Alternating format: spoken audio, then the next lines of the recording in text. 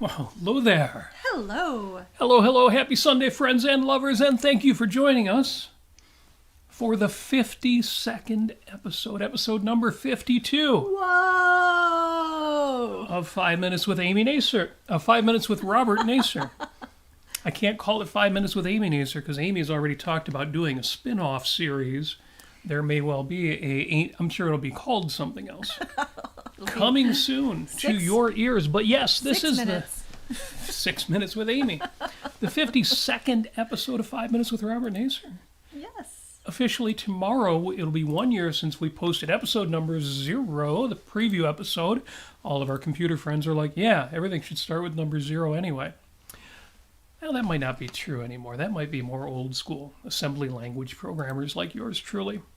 In any event, I am Robert Nasir. My co-host is Amy Nasir. You know who you are. Yes. And today is Sunday, February 28th, 2021, the 59th day of the year. 306 days left in 2021 and an even 300 shopping days until Christmas. And there's 35 days until Easter. 35 Excellent. days until Easter, which means I need to bring up the chat on my other two monitors here, because of what I want to know in the chat. Folks chime in. What's your favorite Easter candy?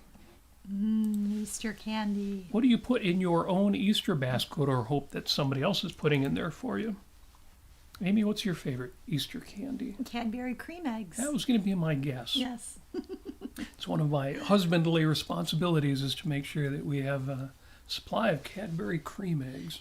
Not too many, though. Yeah, well, it's up to you to self-manage that, because Lord knows I have no temperance when it comes to my generosity and my foolish generosity.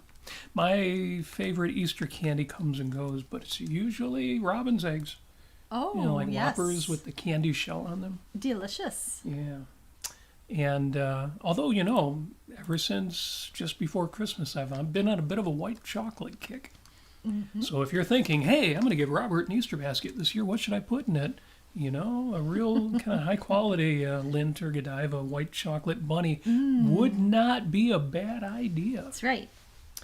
Yes. Of course, Jennifer says Cadbury anything. Cadbury anything, Yes. yeah. Well, they've also got the caramel eggs, you know, your favorite candy bar, the Caramello. And what's the other big Cadbury item that I always think of and now I can't? We'll come back to that. Just the milk. Yeah, so folks who are just joining in, because I see the view count going up, we just asked the question with Easter coming up in just 35 days, what's your favorite thing to be in your Easter basket? You know, for me, it used to be jelly beans. And then Jelly Belly gourmet jelly beans came out, and that kind of bumped that up a notch. But I know you like Peeps.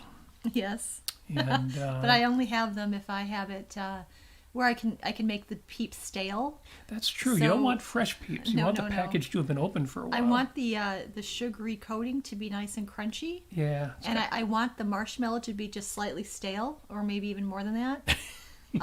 Because that's just, if anybody else has that kind of preference, please chime in. I would assume that everybody feels that way, no but who one knows? Maybe not. But yeah, 35 days to Easter. Today is February 28th. In fact, on this day in history, 68 years ago today, Watson and Crick, James Watson and Francis Crick announced that they had determined the double helix structure of DNA. Watson and Crick Watson and Crick. and DNA And DNA. that they discovered. On February 28, 1953, Cambridge University scientists James D. Watson and Francis H.C. Crick, they always throw their middle initials in there, I guess Watson's a common name, announced that they have determined the double helix structure of DNA, the molecule containing human genes. Although deoxyribonucleic acid was discovered in 1869, its crucial role in determining genetic inheritance wasn't fully demonstrated until 1943. And in the early 1950s, Watson and Crick were only two of many scientists working on figuring out the structure of DNA. Excellent. California chemist Linus Pauling. Have you heard of Linus Pauling? I have not. We'll talk more about Linus Pauling. Suggested an incorrect model at the beginning of 1953. prompting Watson and Crick to try and beat Pauling at his own game. Why was Pauling such a hard person to beat? We'll get to that. On the morning of February 28th, they determined that the structure of DNA was a double helix polymer, or a spiral of 2 DNA strands, each containing a long chain of monomer nucleotides wound around each other. Of course, it's 2021. We all know what that looks like. Well, good job saying all of that, Robert. That's Yes. really good. In his best-selling book, The Double Helix, which Watson published in 1968, he later claimed that Crick announced the discovery by walking into the nearby Eagle pub and blurting out, quote, "We have found the secret of life." The truth wasn't that far off, as Watson and Crick had solved a fundamental mystery of science, how it was possible for genetic instructions to be held inside organisms and passed from generation to generation. Jennifer says, how do you tell the sex of a chromosome? Pull down their genes. Their genes. That's funny. That's great. That's really funny. Oh, we also have some votes. Andrea says Reese's peanut butter eggs for Easter candy. Oh, I and, forgot to mention that. And that was even on my short list here. Those are the best. Yes. And Holly says she loves the Cadbury eggs, and Jennifer likes the Peeps Fresh. Wow. Well, if you actually like marshmallows, like if you're the kind of person like me who would eat a marshmallow because marshmallows are good, then maybe Yeah. a fresh Peeps would be pretty cool. Sorry for the slurping noises, but black coffee tonight. Yeah, and we have to because we were just eating something. We were just eating. Oh my gosh. So anybody on Facebook may have seen this already. The question came up for various reasons. What have we got to eat? Mm-hmm. Among other things, we didn't have any lunch, but it was a little more personal than that too. Anyway, here's the thing. Yes. I'll jump forward in today being February 28th, 2021. Today is National Chocolate Soufflé Day. Woohoo, everybody! Do the wave. Now, we've addressed a lot of very sweet holidays, a lot of holidays of sweetness. And, you know, we've even celebrated, for example, Chocolate Ice Cream Day. And the last couple, there was Sweet Roll Day. Mm-hmm. And we couldn't find any sweet rolls. You know, not a sticky bun, not a, you know, with nuts and goo and stuff. So, for Chocolate Souffle Day, I got it in my head, and Amy actually encouraged me Yes. to make our own. So if you look on my Facebook wall, the pictures are there. They'll be in the show notes, too. We made our own chocolate soufflés, served them with Viennetta ice cream, which was part of a big hunt last night to find this reintroduced product. You haven't been able to get Viennetta for decades. That's right. And sure enough, I found a grocery store selling Viennetta ice cream. Used to be its own company, then that company got bought by somebody. That company got bought by Unilever.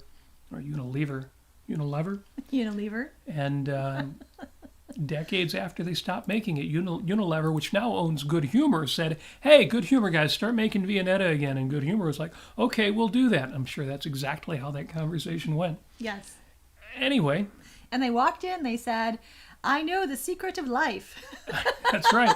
The secret of life is homemade chocolate souffle with cocoa powder and Viennetta ice cream. Yes. Pictures are online on my Facebook wall. If anybody wants to see the remnants of mine real quick, here, I'll there you are. There it is. It's really gross. That looks terrible on camera, but it looked wonderful before. The Viennetta has chocolate, and it just melted on the side of the bowl. And But it hasn't fallen apart because it's got those super thin chocolate wafers holding it together. It's a great engineering. Those Viennetta. friends of ours who still eat carbohydrates, Yes. I can't recommend it too much because today is, God knows who started the holiday, how serious it is, but today is National Chocolate Souffle Day. But let me go back 2 steps, or would that be 3 steps? Today, again, is February 28th. It's the last day of the Valentine's season. Or the last day of horrible February. February's wonderful. It's Valentine's season. So make tonight sweet. Oh, okay, good. If you have a partner, make tonight sexy. Oh. If not, just make it wonderful. And be sweet on yourself, or your family, or your friends, Yes. or your dog, or your cat. But February 28th is also the day we wish happy birthday to Linus Pauling. Linus Pauling. So there you I've go. heard of him before. Yes, you have. just 5 minutes ago. Yeah, Linus Pauling is the only person to receive independently 2 Nobel Prizes. Oh. There are people who've received it as part of a team and may have won twice. Oh, nice. But he's the only one to receive it independently and the only one in general to receive it of 2 people. To receive 2, even as part of a group. The other person was Madame Marie Curie. So he's in good company. And Pauling was responsible for figuring out a lot of quantum mechanics, a lot of the subatomic structure of atoms. And I don't mean quantum mechanics as in the crazy philosophy that comes out of it. And we're not talking about Heisenberg or any of the crazy people. Linus Pauling was a true hero and born on this date.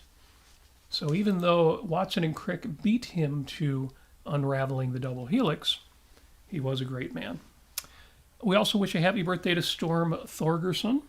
Storm Thorgerson. Storm Thorgerson. Peter Piper picked a peck of Storms Thorgerson. See, all the classic rock fans out there know that Storm Thorgerson and Aubrey Powell were the people who started the design firm Hypnosis.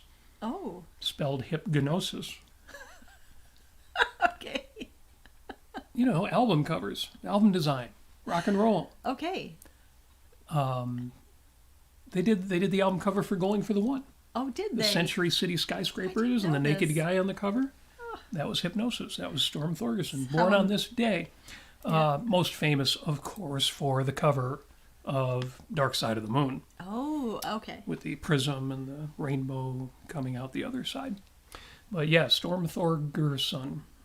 And his last name has Thor in it. I mean, how cool is that? True. You know, I've heard of that guy. Just 2 minutes ago. 2 minutes ago. Okay, how about this? One more. Today is also, we wish a happy birthday to Cindy Wilson.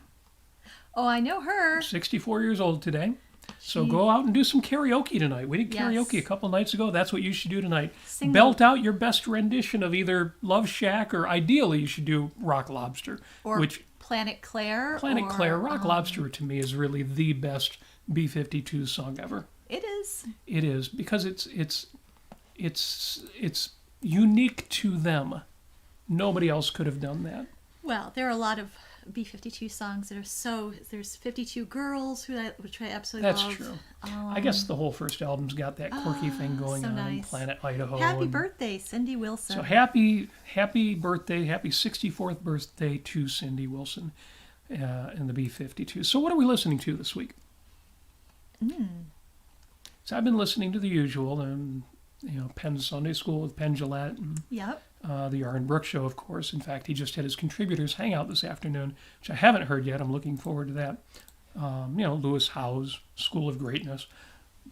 But what I listened to this week was 5 Minutes with Robert Nasir.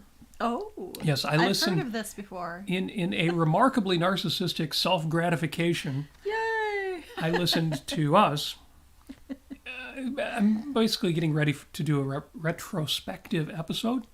Because this is episode 52. Oh my gosh, a year's worth of episodes. Again, 1 year tomorrow since our preview episode number 0. Yay! For those who don't know, I'm doing the whole thing where I've got my hands together and then I'm shaking them. Victorying yourself. To the side of my face. Yep. Yes. Well, what happened is, in conversation this week, Amy, and the reason I called it 5 Minutes with Amy Nasir, Amy expressed she wanted to have an episode on compliments. Compliments. So apropos of that, I've listened to our episode number 21, way back in August 26th of 2020 on justice. Yes. Where we misquoted Leonard Peikoff. I think I accurately quoted him, but I may be wrong. He said, essentially, Yes. if not word for word, the first duty of justice is to praise and defend the good, or to acknowledge and defend the good. We're still figuring that one out. Or defend and praise the good. But he made the point that, James Taggart and Robert Stadler need to be told that they are evil, but it's even more important. It's even more crucial, it's more critical that Dagny Taggart and Hank Reardon be told that they are good. Mm-hmm. Well done. Yeah, well done. The point is not to spend your life fighting or complaining about everything that's wrong. The point is to engage in everything that's right. And in your social circle, that means you should tell people if you think they're pretty cool. You should. You really should. Yes. So I looked up the word compliment. I believe Amy did too. Mm-hmm. Cambridge Dictionaries says a compliment is a remark that expresses approval, admiration, or respect, or an action that expresses approval or respect. Don't know why they left out admiration in that second definition. Is there not an action you can take that expresses admiration? In any event, approval, admiration, respect. Yes. Aw, it looks like Carrie's chiming in. Oh, how wonderful! And she's on congratulated on YouTube. your episodes, which means a lot to me. I'm really looking forward to the next episode, but I'm not going to say that because I'm looking forward to the rest of this episode. Oh, yes. And the reason is that I've only got a couple pages of notes left here. Amy did the bulk of the content for this episode. Yay! I'm shaking another drink, Jennifer. That's right. And fortunately, she sent me a copy of it. Several pages in much smaller print than I use. So I have to bring my eyeglasses down to the end of my nose here like an old guy or I've something. got mine on my computer. I did not print it out. Of course you do. Yes. So, Yeah. yes. So Amy's definition was a compliment as any sort of sincere appreciation of a trait in someone or a behavior or an appearance. Mm-hmm. And she took this from an article. Yes, I did. What article? An article she read in getting ideas for this episode. Yes. Can you read that article? Yes, you can, because it's in our show notes. Well, it's not there yet. But as always, within 10 minutes after the end of this episode, the show notes will contain the links to everything we've talked about. Oh, yes. So I'm going to turn it over to Amy for a few minutes here. Well, first of all, I just want to compliment everybody. You're looking great. You look marvelous. So beautiful. I love what you've done with your hair. And you know what? That color that you're wearing just makes your eyes pop. We weren't supposed to let out the secret that it's actually a two-way camera and we can watch everybody listening. So, but actually, I also want to say, if you have any questions about compliments or anything related to the subject, please go ahead and put them into the Facebook thread or on YouTube. Actually, I'm going to grab my machine here and do what you usually do. Ooh, we're trading places. I'm going to monitor the chat while you tell us, why did you want to have an episode on compliments? What does that mean to you? It's important, and it's something that I fail at. I need to fail do. at? Oh yeah, I do. Oh. And it's something that in this past month and past couple of months, the weather's been dreary. Everybody has a little bit of, not feeling so great with the weather. So I just wanted to kind of, this is another one of those things where it's like, okay, Amy, you need to remind yourself to do this. Let's do a show on it. So. Always a good idea. Always a great idea. Certainly helps me keep my thoughts straight. Yes. So basically, what I'm going to be covering is learning how to graciously accept compliments, learning how to give them, and learning why all of that is just so hard to do, or so hard to remember, or so difficult in general. So first of all, what's the value of having heroes to emulate? Or finding inspiration in other people in general, or meeting people you respect, one-on-one or on Zoom or on the telephone or whatever it is, to tell them exactly why you appreciate them. What's the value in all of this? And my bottom line here is, by pointing out why you like a person or what they said or did that you liked, you bolster your own values and recognize the good around you. And all of that protects you from, sinking into cynicism or depression or assuming the worst of others. So basically, if you're going to read some of the articles out there, the one that we're going to be posting, they always say, well, complimenting other people, it makes you feel good. Well, we're going to go a little bit deeper than that. And we're going to be talking about why it's so admirable to go a little bit deeper than that. And another reason is to compliment is that you can be more objective with your own achievements, your own traits, your own qualities, your own virtues, by finding a mirror for those achievements and qualities and characteristics in other people. So it's that whole friendship thing that we talked about before, that whole reflecting off the good that you see in other people, and then that bolsters your own good in yourself, or it reminds you how good you are, which is great. So basically, let's get into why people don't like to give compliments. And some of this is my own thinking. A lot of it is. This is just kind of came from my fingertips out into the keyboard, and there it is. So basically, people don't feel secure in themselves enough to give compliments. So there's something going on. I find this in myself too. So the self-talk usually goes something like, I'm not very good at life, or fill in the blanks, or fill in whatever it is that you're not good at. And if I gave this admirable person a compliment, I might be seen as being unworthy or phony. As if you're like pretentious to think you're in a position to compliment them? Right. Right. And I'll get into a little bit more about what's going on there. That and this is it basically. There are very fast evaluations going on when people acknowledge each other. It's lightning-like. You see a person, sure, you're not judging a book by its cover necessarily, but you know what? When looking at a book is a lot more different than looking at a person, at a human being, because there's so many things going on there when you first see somebody, or they first see you.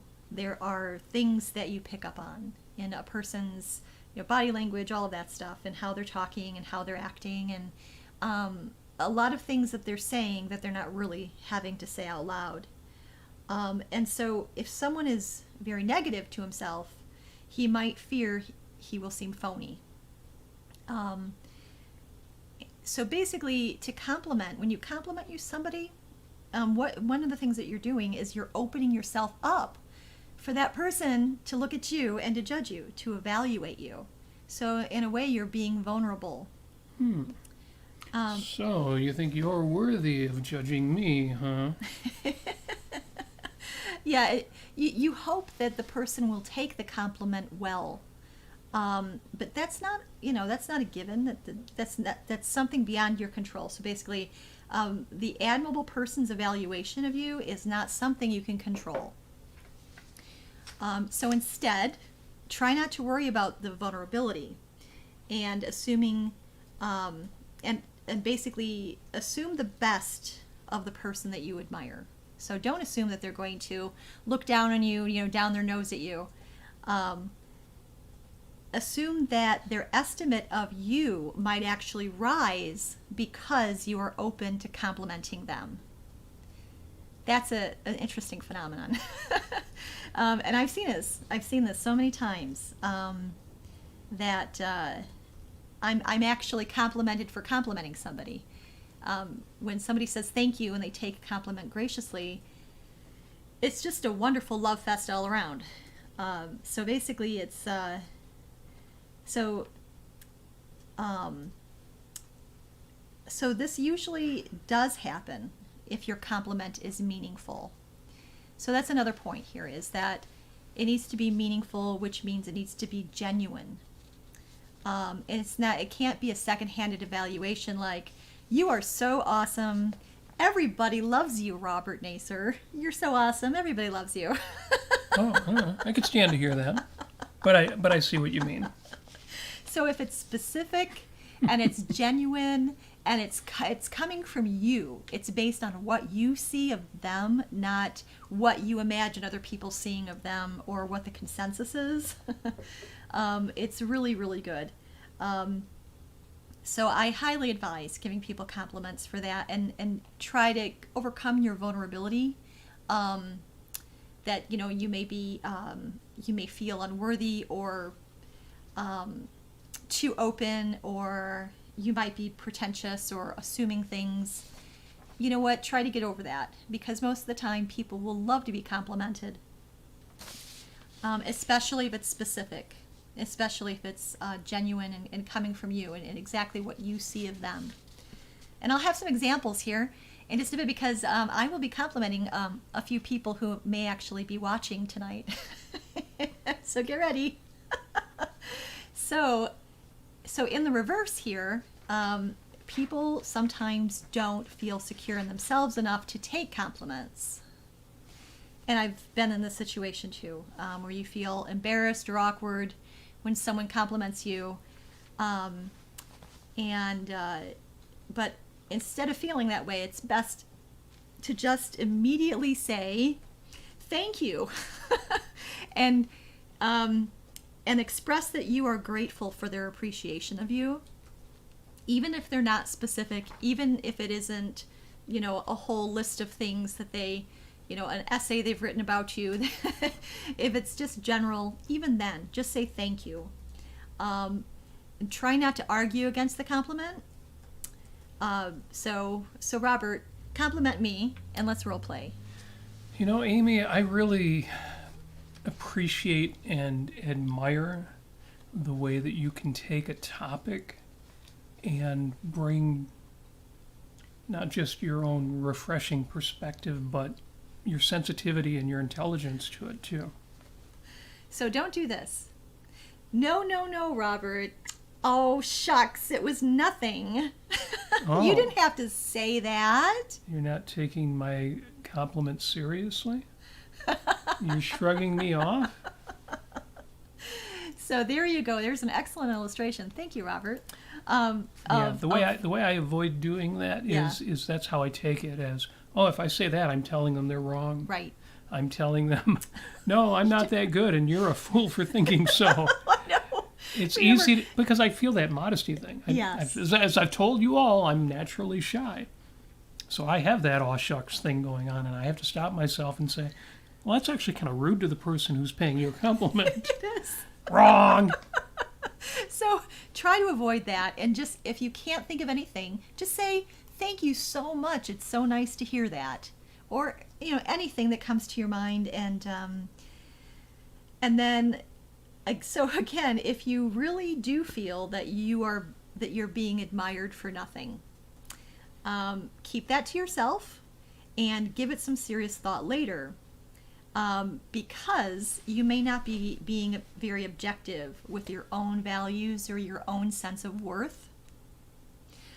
Or you might realize that what you're doing, what they complimented you for, is no longer a value to you. So that may be a red flag for you to introspect on later. But if someone is being genuine and vulnerable enough to give you a compliment, take it and be grateful that someone is appreciating you.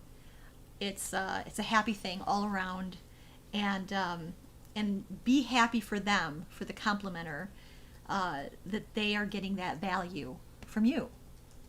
So yeah, it's that whole human interaction is always a two-way thing, and it's a wonderful thing.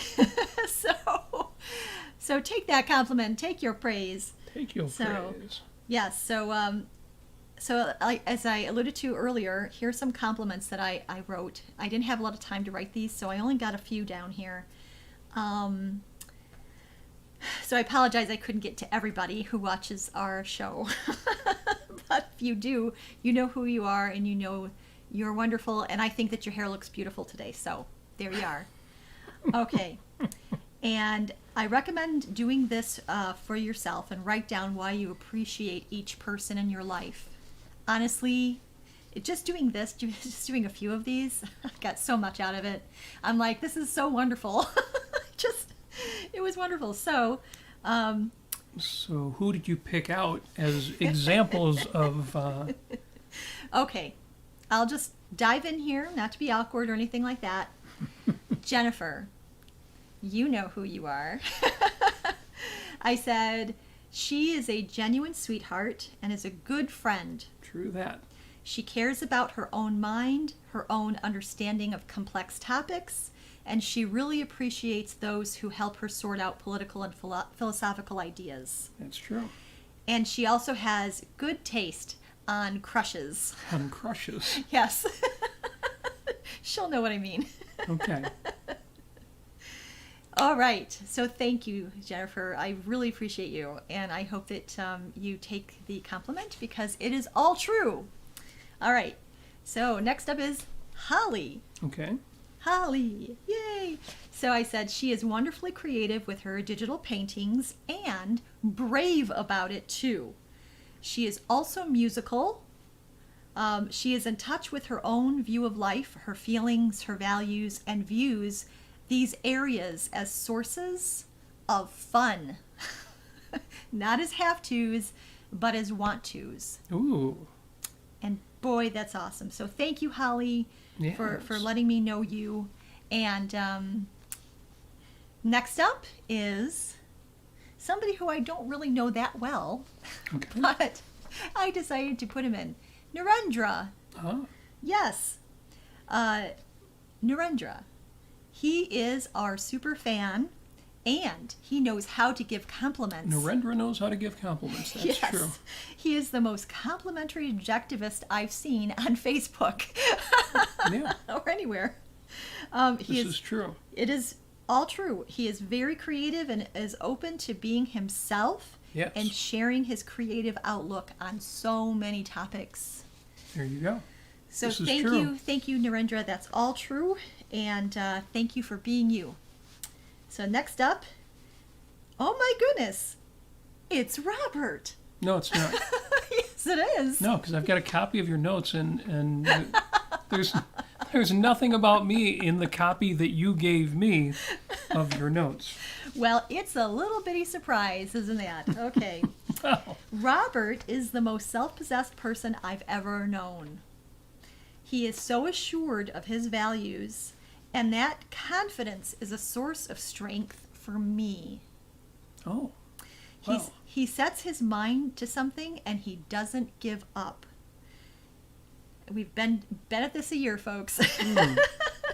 He is amazing with music, and I love that he loves so many things, including me.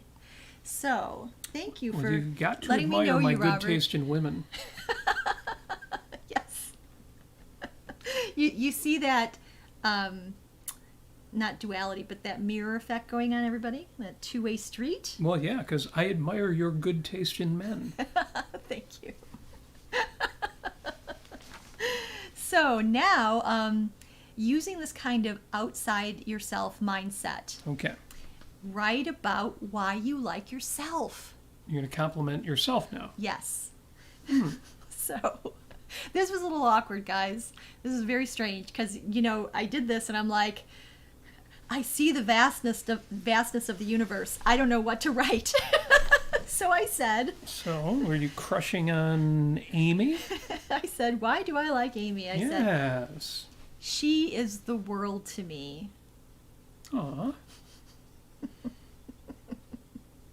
Which I thought was both hilarious and very deep. She feels so lucky to be alive and so grateful to have all that she has. She is naive in the best way Naive in the best way. and delights in any new thing she can learn or experience. Ah. She can see the best in others, she can trust, and still integrate ideas and judge people in the most discerning way without falling into cynicism. Well, that's really something to admire. And she has so much potential to be creative. This is my my devil yelling at myself. She has so much potential to be creative and to see the world in her own unique way, and I can trust her to be more creative in the future. Is that what's meant by passive aggressive? Amy, you have so much potential. Passive aggressive to myself. I really admire your untapped potential. I trust your ability to do the right thing, get off your butt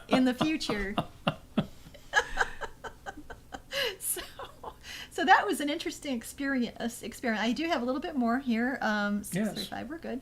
I don't see a lot of genuine and detailed compliments on Facebook. Oh, on Facebook.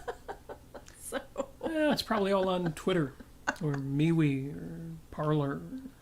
oh boy. So in intellectual or political discussions, there's so much pressure to be right. I gotta be right. Well, it is important to be Yes. rational, and therefore, if you're rational, you should be reaching the right conclusions. I'm writing this down on Facebook. It's public now. Everyone can see it. I need to be right. But with all these people around me being correct all the time, I really should give them some kind of compliment. Well, So let's think about this for a little while here. What can you say on Facebook or Zoom or Clubhouse? We'll get into that in just a bit. I've got some pointers here, but I think a lot of intellectual friends might think that compliments or small talk mean manipulation or being phony. So honestly, I see a lot of, I'll just say this.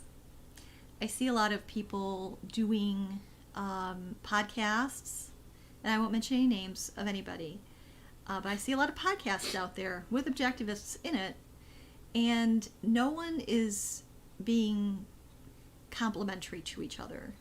No one is saying things like, you know what, so-and-so, before I even start talking to you, I just need to let you know I'm a big fan of your book, yada yada.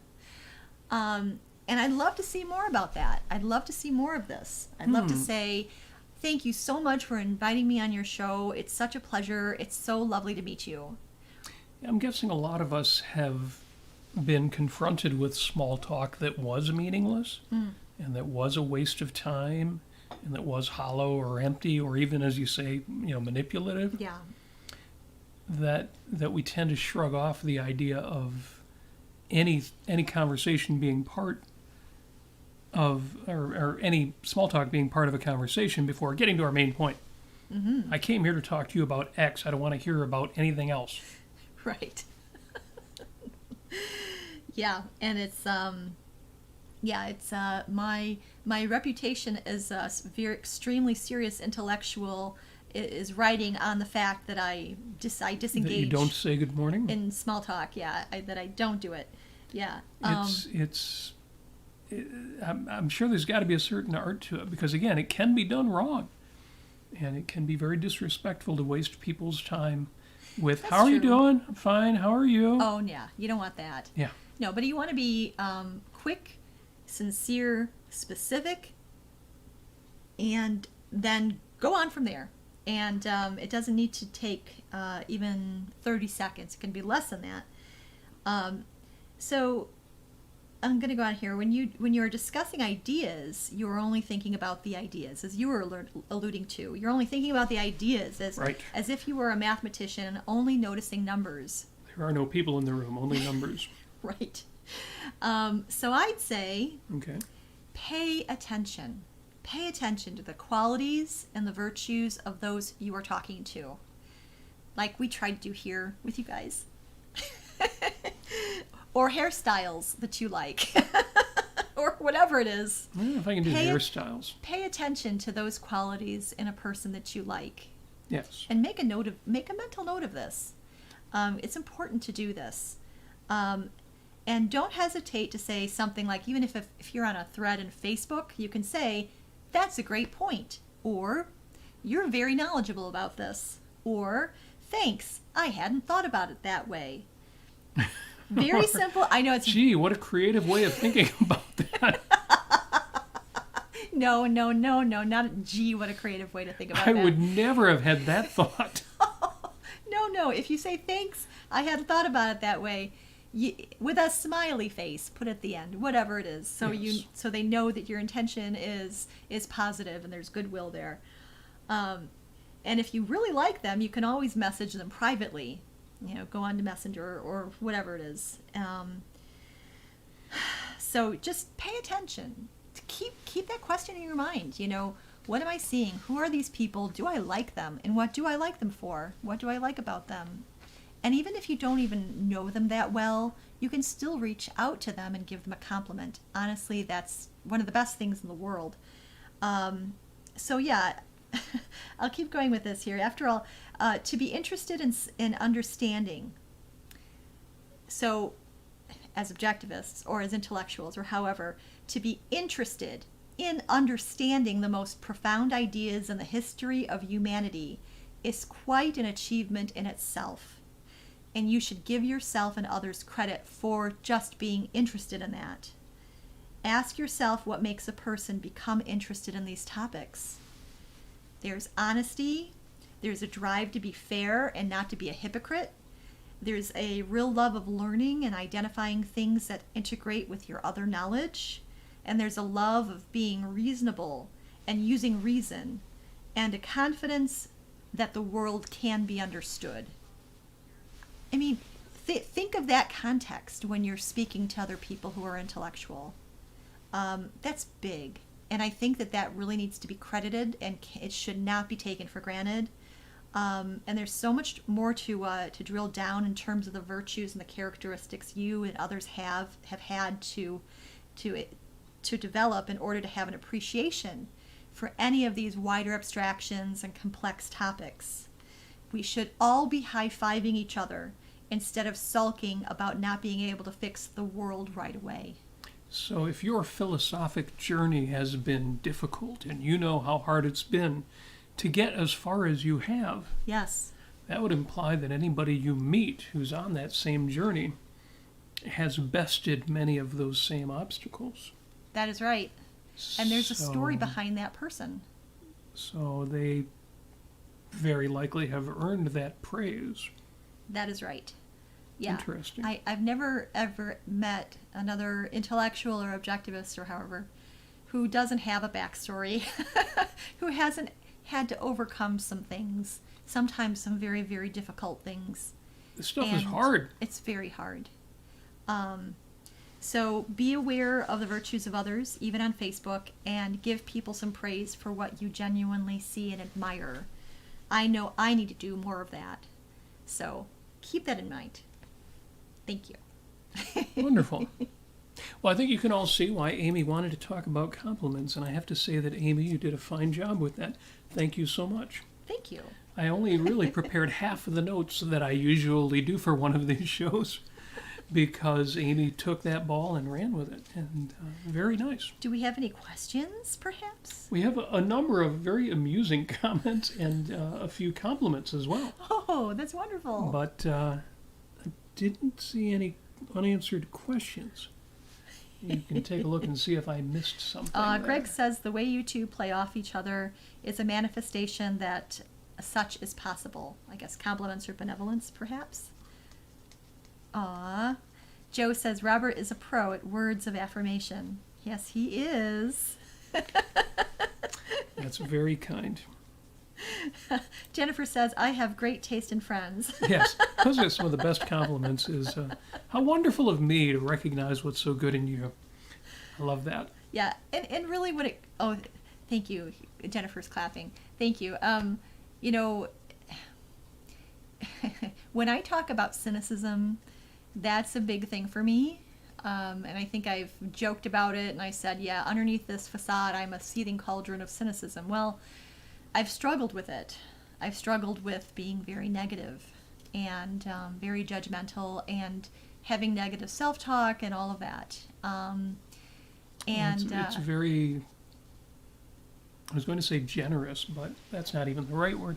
It's very bold of you to be open with that. Yes, I'm being vulnerable. It would be very easy to say, oh, I've always been this charming objectivist person who has no real problems with negativity. Or... So when I see that in other people and they're struggling with the same thing, I'm like, I want to reach out to them, hold their hand, give them a hug, whatever, and just say it doesn't have to be like this.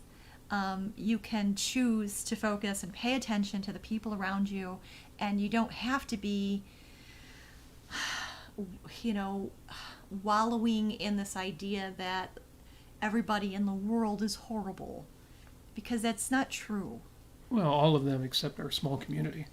Everybody else is crazy and horrible. Oh, no. I know, but there's a lot of that out there. There's so much good out there. People who are not of the same mindset or religion or philosophy Yes.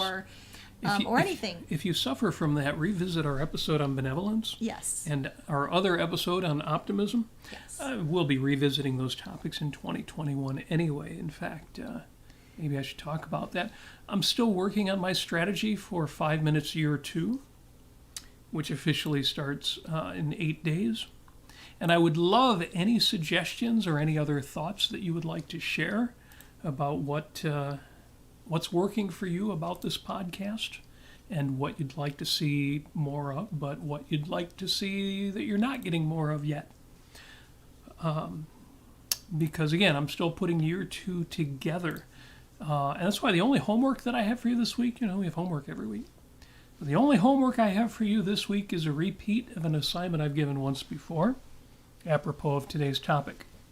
And that is pick 2 people that you know who deserve your praise. Nice. And give it to them.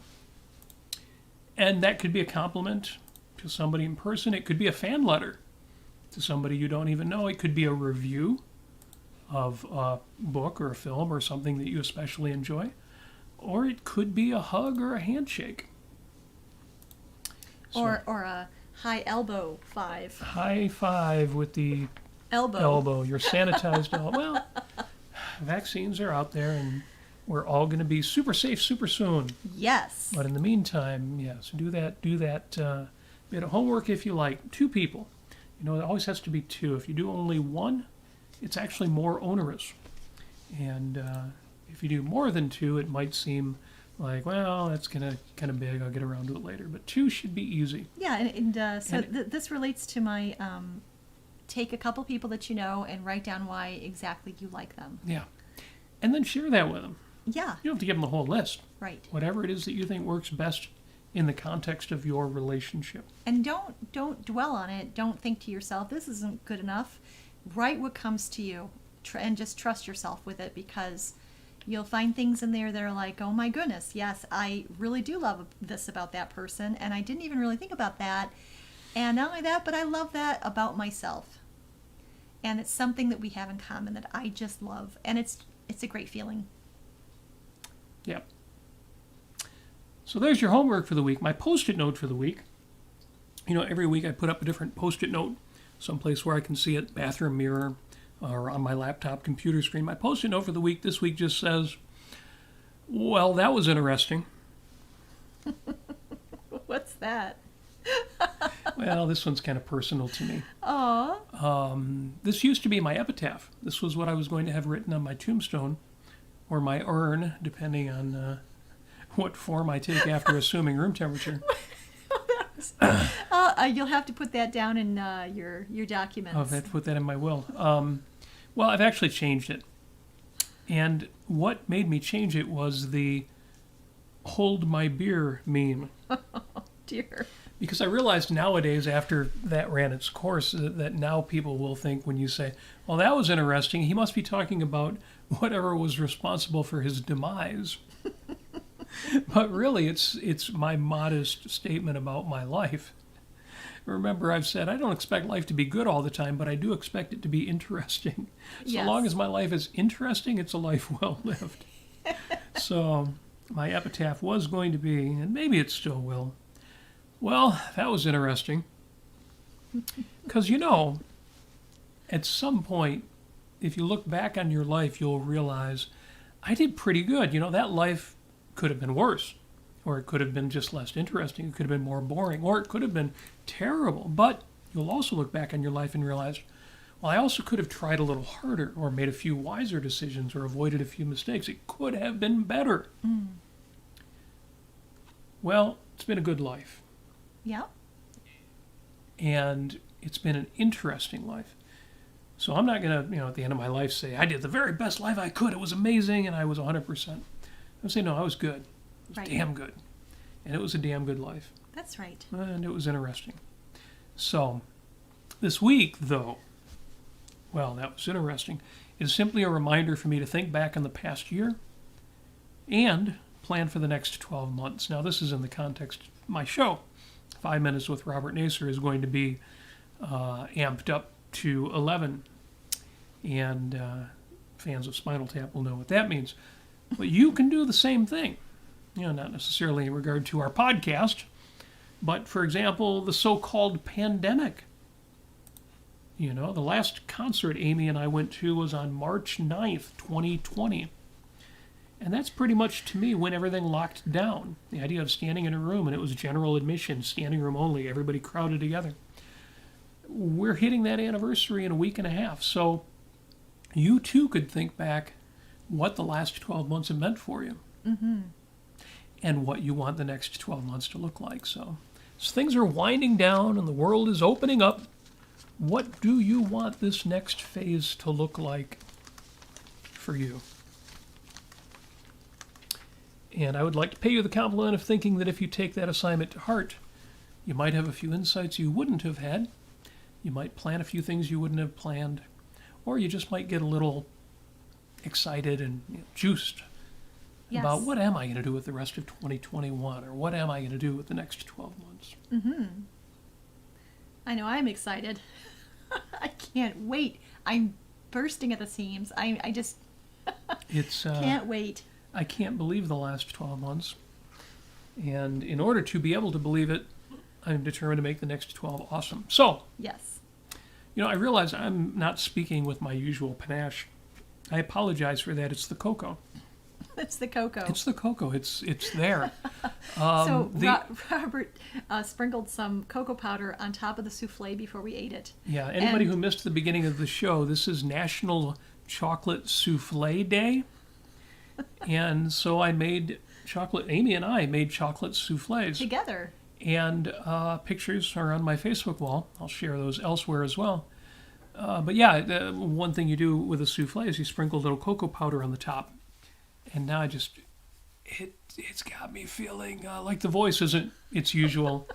It's the chocolate frog. Dulcet tones of 5 Minutes with Robert Nasir. It's the chocolate frog stuck in your throat. It's the chocolate frog stuck in my throat. Well, we said last week, who was it, Jennifer? Or no, who brought that up? Chocolate frog? Harry Potter? No, Mark Twain. Oh. Start the day. Yeah, start every day. I brought it up. Oh. Eat the frog. Start every day by swallowing a live frog. It will be the worst thing that happens to you all day. It all looks up from there. Reminders. Show notes, including links to all of the interesting topics and other items that we've discussed, will be posted right after the show. If you have any comments, questions, or suggestions, especially for the next phase of 5 Minutes with Robert Nasir Year 2, you can post them in the chat or in the 5 Minutes with Robert Nasir Facebook group. If you would like to support this show, and I know that you would like to support this show, you can do it without spending any money by liking our show on YouTube, especially the folks watching on Facebook. Just go over there, give it a like. There's no way to do a like. Oh, yeah, you can like on Facebook, too. But we need your likes on YouTube.